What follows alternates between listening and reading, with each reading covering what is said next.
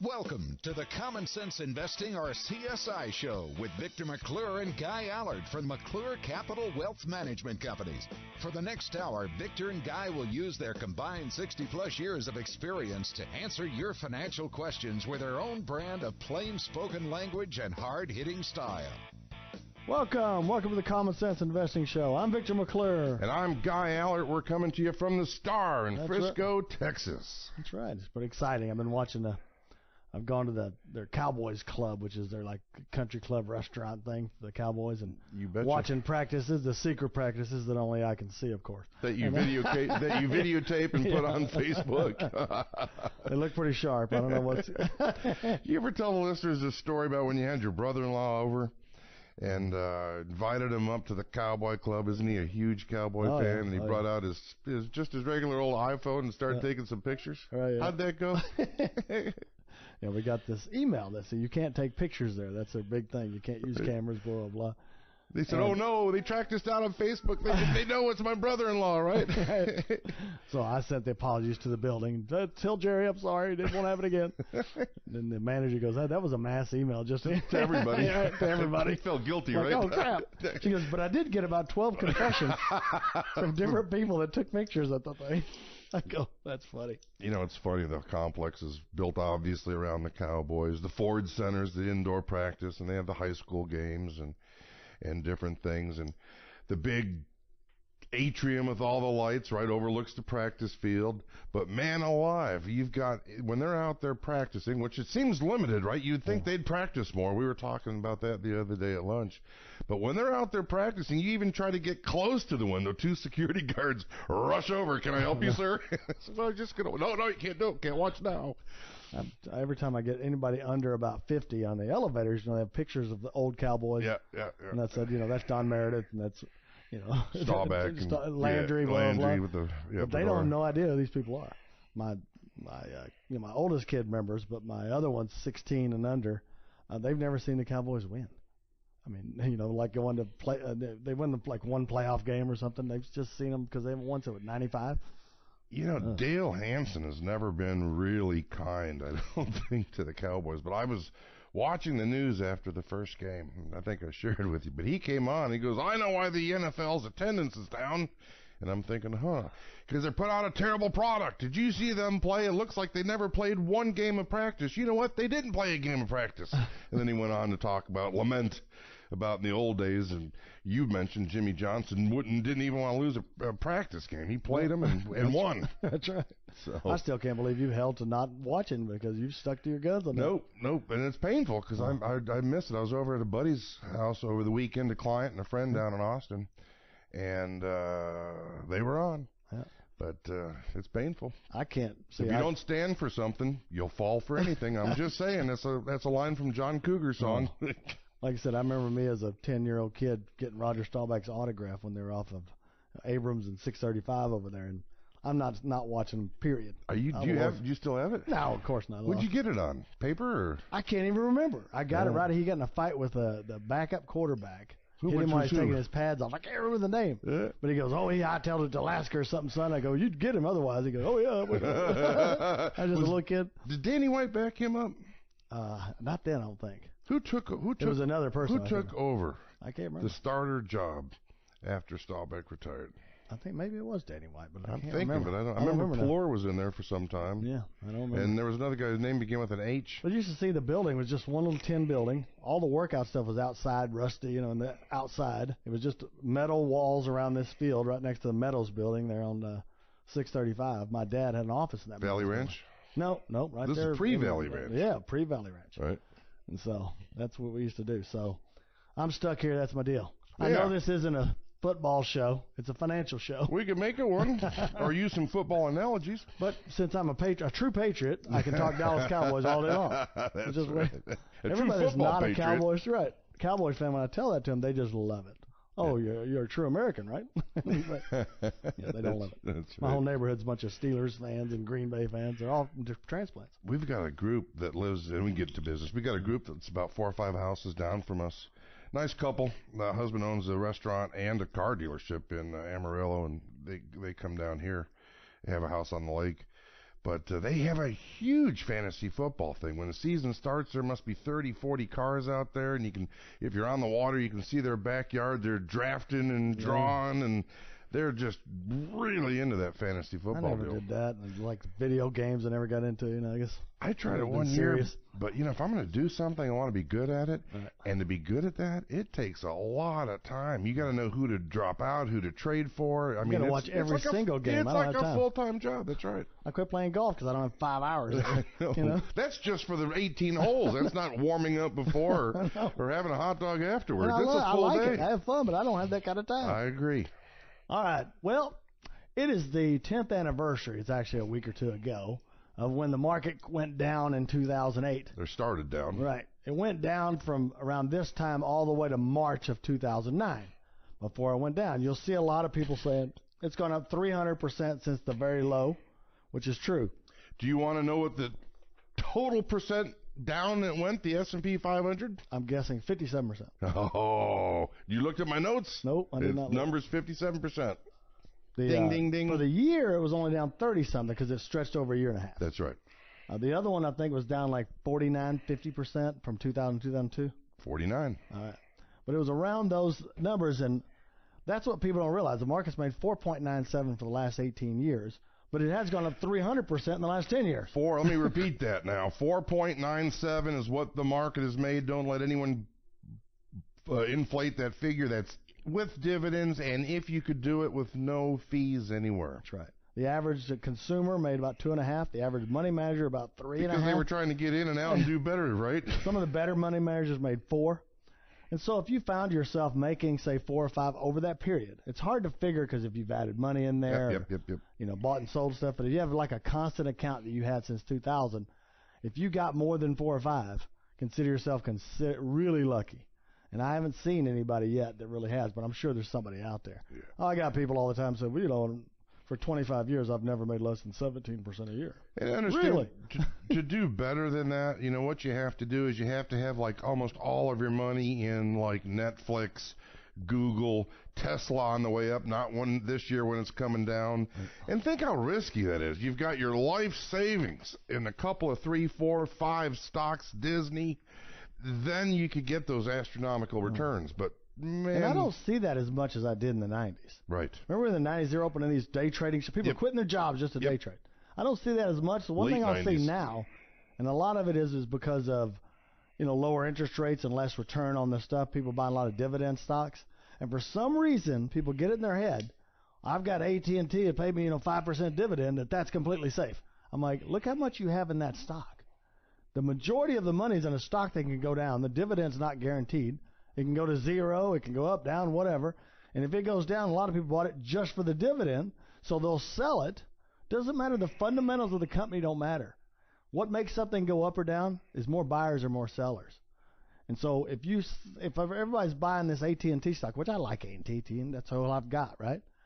But if everybody's buying it for mostly the dividend, and that dividend gets cut, they'll kill the stock price too. Yep. So you'll lose a lot more than your dividend if that starts happening. You cannot be concentrated in a few stocks and be insulated from real peril.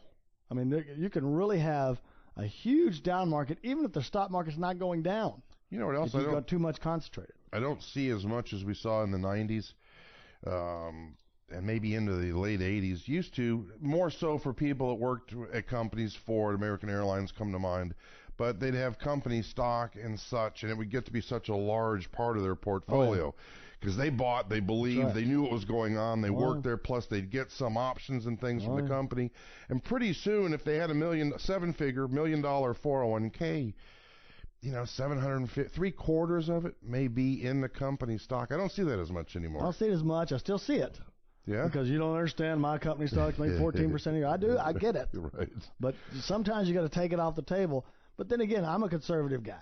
You're conservative. Try to be. My biggest thing is I don't want my lifestyle to change. I don't care if my brother-in-law makes 15% and I made 7%.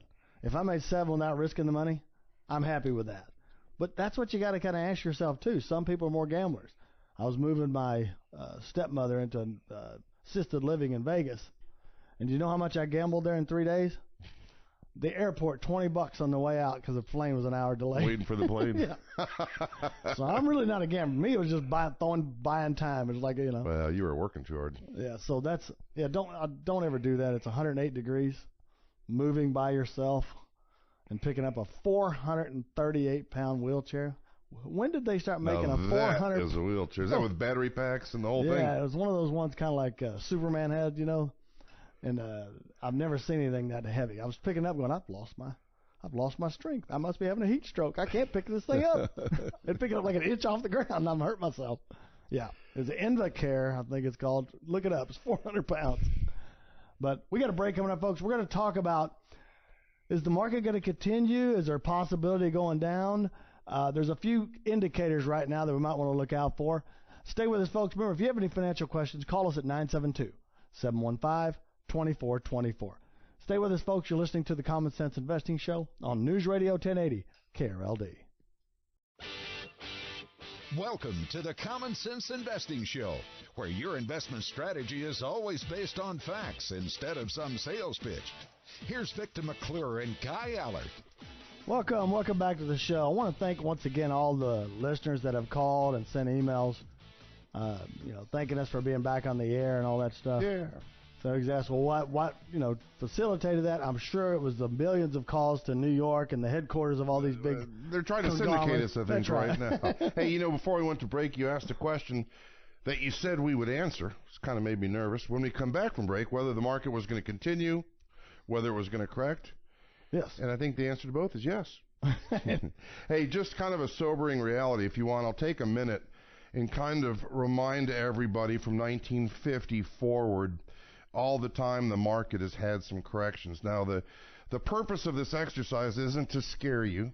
The purpose of the exercise maybe is to scare you into at least having the proper allocation. It's not to scare you to come out of the market because you don't need to be in there. It's a bad thing. That's not the stock market. No.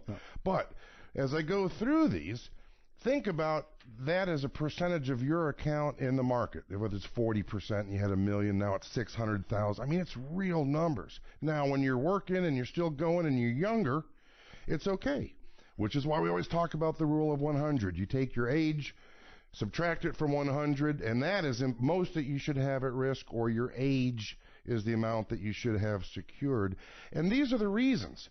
The market's a good place. We've talked about it over and over, 60s and into the 70s and so, when dividends were 5 and 6%, the number was a 10% average. As Victor talked about in the first segment of the show, the last 17, almost 18 years, with dividends, if you paid no fees, I keep saying if you paid no fees, you got 4.97%. Dividends are lower. They're averaging, there's some good ones, but they're averaging 1.5-ish, would you say? 1.8, 1.5, yeah. We call it 2. So everything is changing, right? We have cell phones now. Everything is instant. Everything knows about everything all the time. So I'll just go through these numbers briefly, but plug yourself into those. And as you're getting to retirement, and certainly when you're in retirement, it should add a little reality. In 57, the market went down 21%. 62, 5 years later, 26%. 66, 22%. 69 through 70, 36%. 73 through 74, 48%. That's a big number. It's almost half of your money. 80 to 82, 27%. 87, 34%. 90, 20%. 98, 19%. Here we go. The NASDAQ debacle, 2000 through 2002, 49%. 07 to 2009, which was the one we just faded, we're just coming back from, 57%. Just 2011, part of the bull market, there was a point in there that the market was down 19%. So use that as a kind of to bring you back to reality and make sure that you have your allocations properly. If you need a hand with your 401k and you're still captive with it, I mean, Victor and I would be happy to walk through that, maybe answer some questions and help you do that. There's no charge for that. Our fee would be if someone comes up to you and says, hey, my stock guy's not that good. I'm looking for someone. We'd want you to say, oh, we know exactly who you need to call. Call McClure Capital. They do a good job, but we'll be happy to help you for free.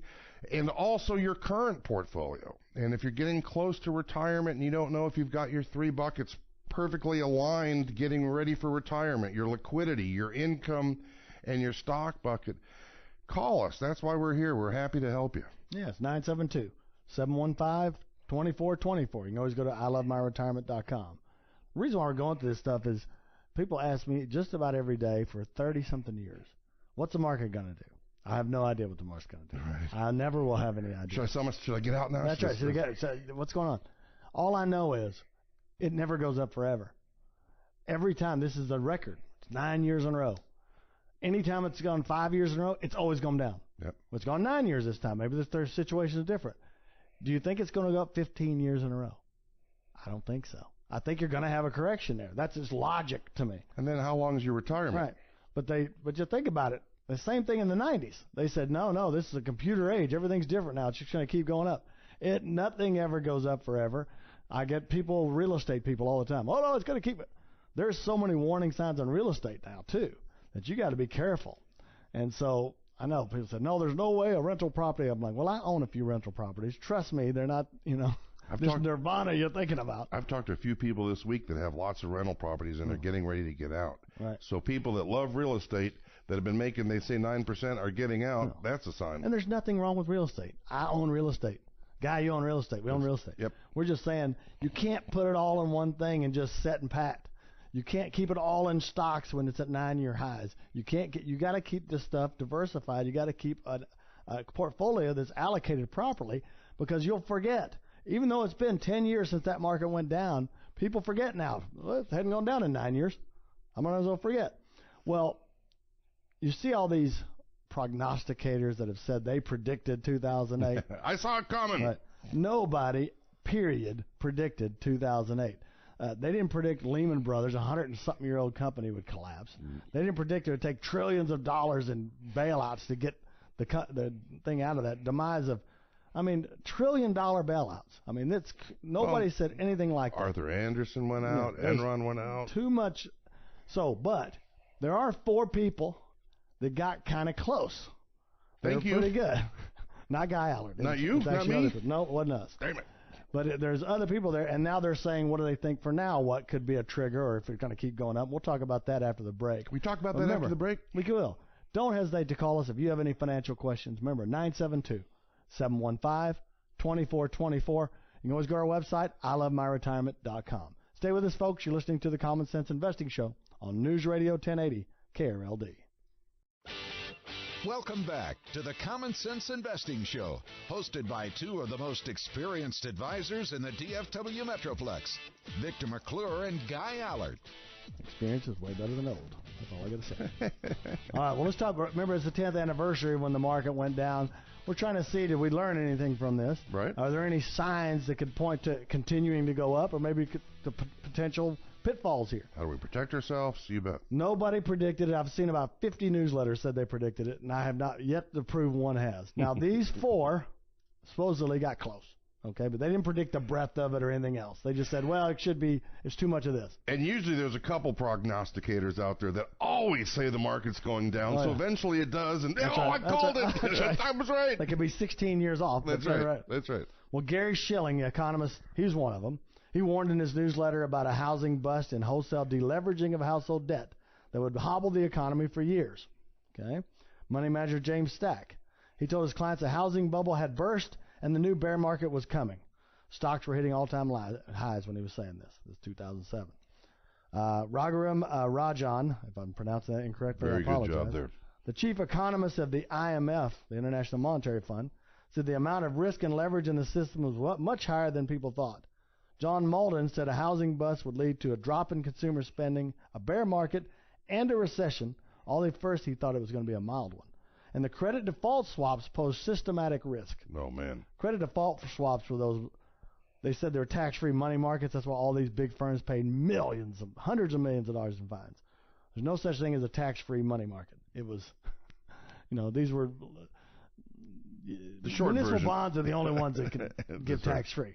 They were auctioning municipal bonds. And even though those, the auction wouldn't go, they weren't liquid anymore. And even those, you got to be careful because they may say tax-free and they may not be. Right. Well, they interviewed these four again, and all of them are talking about similar stuff, like the housing prices have gone up too much. There could be a downfall. Remember, there's a wealth effect in this country. When your house is going up, when real estate's going up, you feel wealthy, you spend more. What has that caused in the last 9 years? We've got debt. It's going back to record levels. People's credit card debt. Consumer debt is going back to record levels again. And so that kind of stuff. What he says now is the ultimate thing that brings down financial markets, excess leverage. So you look where the big leverage, and that's in the emerging markets. There's $8 trillion in dollar-denominated emerging markets out there. Now, these are smaller companies, like countries like Paraguay or whatever. But these are dollars. Now, what happens when their economy goes down, the dollar strengthens, it takes more Paraguay pesos or whatever to pay the same amount of dollar debt. And so he said there could be mass defaults on all the emerging debt out there. It's funny just hearing you go through that. I don't mean to interrupt you. I specifically remember us doing a show probably 4 years ago, and the article was something of the captioned, "The writing is on the wall," and it was specifically about all the leverage and all the brokerage accounts that were leveraged, and it had the statistics, and statistically we were ready for a correction, and that was 4 years ago, and they all said it was coming. Right. Guess what? It's been 4 years. No. What is Jim Stack? He's another one that predicted. These are the ones that closest predicted, the actual ones you can actually prove. Remember, these newsletter writers believe about a third of what they put on there.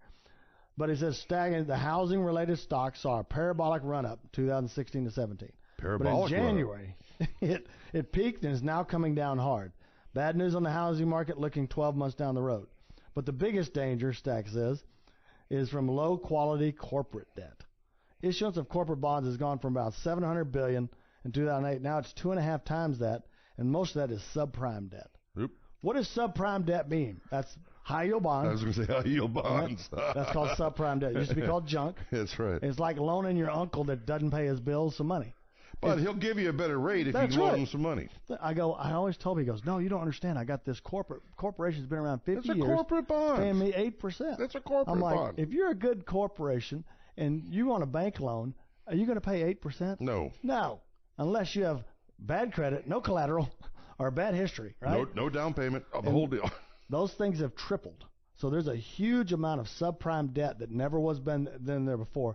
He thinks that's going to be the biggest thing, this poor quality debt that's been issued everywhere, because when the market goes up 9 years in a row and interest rates are low, everybody's happy. That's right. Now interest rates are starting to come up, housing's starting to come down. So, all right, that's it. The Rajaram Rajan from the IMF, he says there's a shift of risk from formal banking systems to some shadow financial system. People get hooked on leverage. Everybody's doing leverage, borrowing money. It's more of that, the debt out there. Remember, the housing debt was what caused the housing bubble. Now they're talking about there's corporate debt and emerging market debt that can do it. All right, let's see. What's the Jim Malden? Let's see. Oh, he's talking about Europe. He goes, the world has got $500 quadrillion in debt of unfunded pensions and other liabilities, which is unsustainable. And the unfunded pensions are scary if they're your pensions. Well, right. I mean, the rest of us, but... Oh. He thinks Europe could trigger it because, Italy is a big thing. Greece is a balance sheet deal. It's a smaller country, but Italy is not. Right. And they said that could trigger the breakup of the EU. Is this all going to happen? Who knows? We got a break coming up. We'll talk about it afterward. Stay with us, folks. You're listening to the Common Sense Investing Show on News Radio 1080 KRLD. Welcome to the Common Sense Investing Show, the home of plain-spoken, no-nonsense answers to your financial questions. Welcome back to the show. I got a question for you. Sure. Is life insurance good for saving? Life insurance is not good for saving. I saw, for those of you, it's a private. I saw the article he was getting ready to go in, and that was the title. So I thought we've talked about this before, and this is hard because we have a lot of friends. Yep. That they sell a lot of life insurance policies, and they like Index Universal Life, which if I was buying a life insurance policy is not a bad choice. They try to get us to do it all the time. The problem is that all of the bankonyourself.com people, all these people that tell you, oh, you're going to get unlimited returns. Oh, my gosh, there's Tax-free. Yeah, tax-free income, blah, blah, blah. They're not telling you the whole thing. They're not telling you the stuff that's really important. And there was an article written in a magazine that I thought it was really good, but it says life insurance is not for saving. Life insurance is for some very specific purposes. It's a necessary, I'm not going to say a necessary evil, but it's necessary. If you're a young couple and you want to get your kids through college and all that kind of stuff, so you know if you passed away, they would need some money, that's a great time for life insurance. How about business partners? Business partners. Key man. You don't want to be, like if the spouses aren't really business and they want to be able to buy out the other one, that's called a buy-sell agreement. Perfect thing for life insurance. And let's say you got an estate tax issue and you want to cover an estate tax issue. Absolutely. It's a good for Big that. deal for that. Let's say you want to leave more tax-free stuff to your heirs instead of taxable stuff. So there's some genuine cases that life insurance is going to come into play. What's happening now is all of these people are telling you, don't do it. It'll beat the pants off your 401k, IRA. That's all. Anytime I hear that, you know, here comes the crap. No matter what you have and what you need, what are they going to sell you? That's right. One thing, it's always life insurance. Right. There's nothing wrong with life insurance except it's not a savings vehicle. The reason it's not a savings vehicle is, first, you got several parts of it that cost money. I'll put it that way. You got the cost of insurance, right? COI. As you get older, cost of insurance goes up. Think about it. Your house is not on fire yet, but there's a little smolder when you're 80, right? That's right. But when you're 30, it's cold as ice, right? Well, it's going to be a cheap premium, so I'm going to have to increase that premium, make it uncomfortable when they get over, because that's what I'm likely going to have to pay them. But also, there's cost of the policy itself, which they don't tell you. Like I've had so many people go, you don't understand. It's 3% guaranteed minimum on the index side. I have no caps. It's average 14% a year for 50 years if you did this. You look at the illustration, and it looks really good. But you look at that illustration, and you take those numbers and add 14% a year and see if you come anywhere close. See if you can find any investment to compete with a 14% a year average investment. But they're not telling you the cost of the policy is humongous. I'll give you an example. If you ever get one of these illustrations from a life insurance policy, it's going to make you millions of dollars and all that kind of stuff. All you got to do is look, okay, what's my worst case? And it'll show you over 10 years your worst case is losing money. Now, wait a minute. They'll tell you there's a 3 or 4% guarantee on this thing no matter what. Cost of insurance. They said the cost of insurance, there's policy charges and all that stuff. Yes. You'll say you put $200,000 for 5 years, and in 10 years your worst case is $800,000. You're like, wait a minute.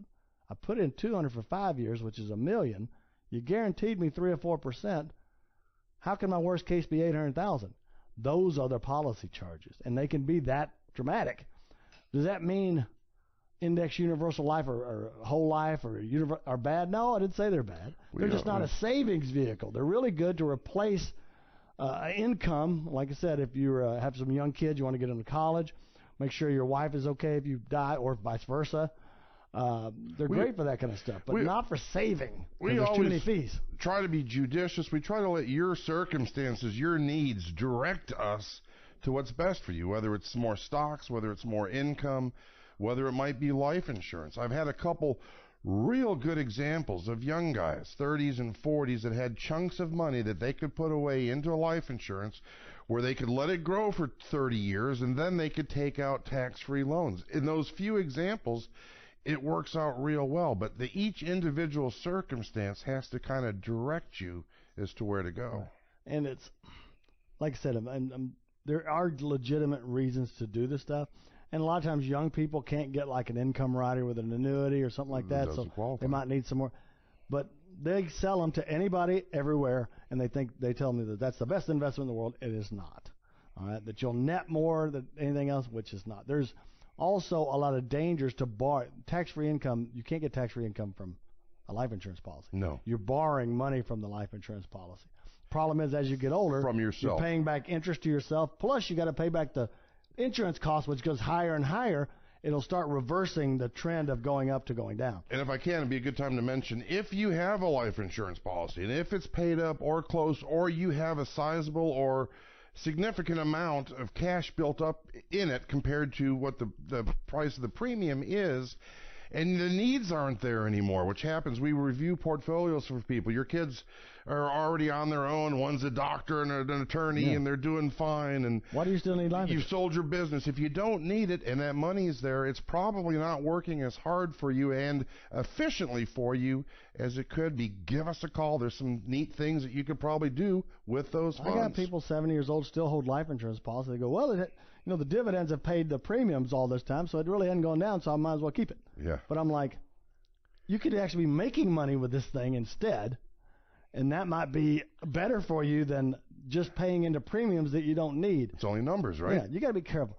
Now, like I said, there are legitimate reasons, but one of the reasons why they're hawked so much is term policies don't pay much commission. Permanent policies pay a lot. Yeah, they do. If you put in $200,000 a year, they could get $200,000 in commission the first year. So that is where it's pushed so hard. That's why they're doing it. But like I said, I'm not saying that's for everybody or whatever. It's just nobody should be put all in a life insurance policy. Nobody should be put all in annuity or all in stocks or whatever. Just be careful because the people selling this stuff are not really financial advisors. They're going to try to put every dime you have in some kind of life insurance policy you probably don't need. Well, we got a break coming up, folks. Remember, if you have any financial questions, I'd like to take advantage of our no-cost, no-obligation portfolio review, written retirement plan, or Social Security optimizer. Call us at 972-715-2424. Again, 972-715-2424. You can go to our website, ilovemyretirement.com. We got a break coming up. Stay with us, folks. You're listening to the Common Sense Investing Show on News Radio 1080 KRLD. Welcome back to the Common Sense Investing Show, hosted by two of the most experienced advisors in the DFW Metroplex, Victor McClure and Guy Allard. Welcome back to the show. We were talking about this at the break, but a lot of times, nobody knows whether the market's going to go up or down. Right. Anybody ever tells you that is either delusional or crazy, one, right? But we can know that nothing goes up forever, nothing goes down forever. What comes up must come down, all that kind of stuff. I think it's a perfect time to make sure your allocations are in order. Because if your plan is in place, right? So many people think they have a plan, they really don't. If you look at it, they have the exact same. The mental plan? That's right. Yeah. Well, it's the same allocation they had 20, 30 years ago. Now they're 65 years old, and it's the same allocation they had when they were 35 years old. And that stuff needs to change. But it's a perfect time, because the market's at 9-year highs, to get a stress test done. Okay, so what you have to do is, if the market makes, you don't want to plan based on the market making 10% a year when we know this whole century it's made half of that, right? So you want something to, you look at your portfolio, you're going to add inflation into the mix, add cost of living adjustments in Social Security, things like that, and figure out, okay, if the market doesn't cooperate, what if it only makes 2%? And what if it goes a little less? Because that's what the average person's made. Of my first 10 years of retirement, am I going to be eating cat food when I'm 80? That's the kind of things you really want to turn. And to me, it's a good time because the market's gone up 9 years in a row. When it's gone down 50%, that's not a good time. Because now well, forget it now. Can't retire for 10 more years or 5 more years, right? It's a perfect time when it's peaking. It's to take a look, take an abstract, honest, unbiased look at it. All right, here's what we got. Here's how much we spend every month. Add inflation, all that kind of stuff to it. What is our prognosis? Is it going to be fine? And sometimes it's perfectly fine. If you ask me just as a general rule, how do you know if you have enough?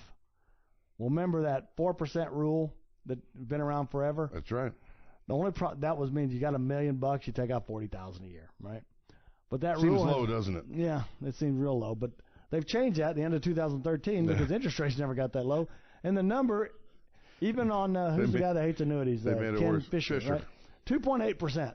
You can't take out one. 2.8. So $28,000. if you got $1 million, you can take out $28,000.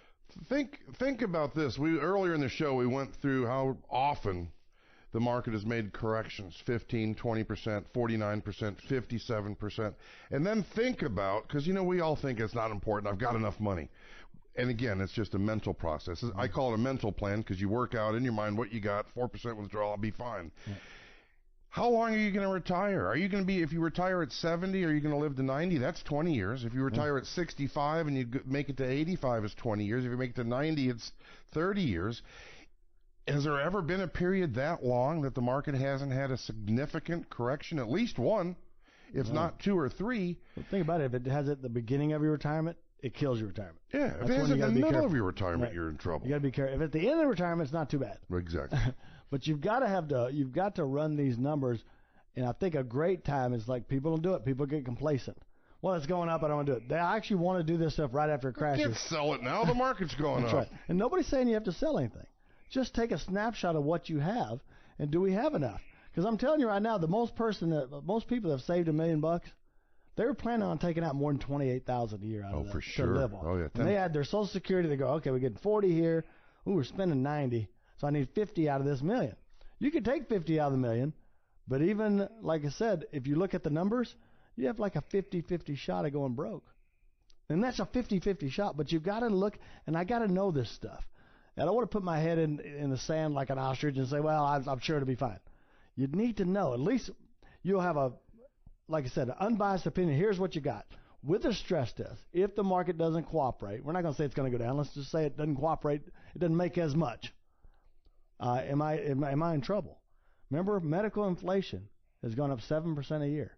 That means 400% in 20 years. Have you accounted for that? In other words, remember what the copay on Medicare Part B, what's that gone up to? And if you're making a little money, it's higher, right? Right. You think that's going to go down or up? Do you think they're going to tax more or less, like on Medicare and Social Security? Remember, they're supposed to go broke, right? So they're going to have to do something. Adjustments. There's some kind of adjustment. What have you accounted for it? So those are the kind of things that we do with our stress test. We're going to put in all of the Social Security stuff. We're going to try to optimize your Social Security, but I cannot think of a better time to do it when you're at 9-year highs, because you're going to get the best picture of what your finances would be in the best light, right? Because It's gone up for 9 years in a row. So it's a good time. Don't do it after the thing has gone down. Do I know when it's going to go down? No. It could go down tomorrow. It could keep going up for 5 years. I don't know. But I do know eventually it'll stop. The number one reason that economic professors tell you that you should have, or people that do have advisors, people like Victor and I helping them, the number one reason is it takes your emotion out of it. What this stress test will show you, and we talk about it all the time, engineers are our best clients because it's black and white, there's no emotions, it's just numbers. What the stress test will do for you is it'll boil it down to just numbers. That's right. Remember, math never lies. People can, highlight the highs and forget the lows, Find supporting our math is math. That's why I get all 4 of my kids. I try to get math. They're all artists and stuff like that. I don't know. It didn't work, huh? I go, math works. It never lies. And that, like I said, the biggest client base I have are engineers, and that's a tough client base to satisfy because they ain't going to take any BS. Most people the numbers better work, and that's what we do. Call us, and we'd be more than happy to help you at 972-715-2424. Again, 972-715-2424. You can always go to our website, ilovemyretirement.com. Remember, we've been doing this for 30 years each. We'll be more than happy to help you. 972-715-2424. I'm Victor McClure for Guy Allert. We always appreciate your time. The preceding show is paid for by McClure Capital and is for informational purposes only and not a solicitation or representation of any particular investment, product, or service. Any views and opinions do not constitute financial, legal, or tax advice. Consult with your appropriate professionals before making any investment or savings decisions. Always consider your risk tolerance, time horizon, and objectives in making any financial decisions. There is never any guarantee of future success or performance.